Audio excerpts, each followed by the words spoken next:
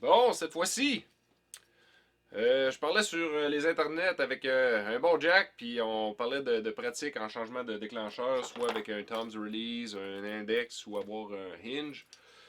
Puis on est venu à parler d'un petit système de pratique. Ça fait longtemps que ça existe. Celle-là, elle me suit depuis au moins une bonne dizaine d'années. Petite poignée en bois, avec une corde avec la bonne allonge, avec un D-loop. Ça va vous permettre de pouvoir pratiquer sans avoir la pression de l'arc, sans avoir la pression de visée. Par contre, sur celui-là, j'ai installé une espèce de clou. Ça fait un gros point de visée. Puis je vous le dis, je prête ça à des gens.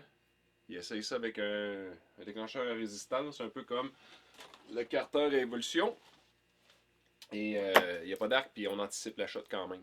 Donc, si vous changez de déclencheur de Tom Release à Index ou avec un Hinge ou à résistance, parfois c'est mieux de se pratiquer un petit peu avec un autre type d'équipement, si on peut appeler ça comme ça, que l'arc directement.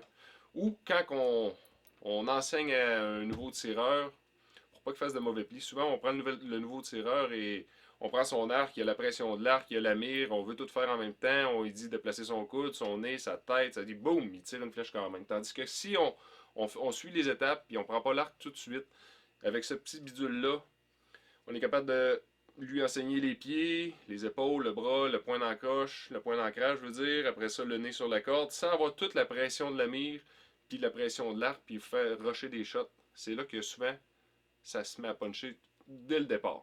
Alors, je vous invite à vous patenter un petit bidule comme ça. Prenez ça dans votre case, au camp de chasse, n'importe quand, à la chambre d'hôtel. Si vous n'avez pas le temps de tirer, c'est vraiment un bon petit bidule pour se pratiquer.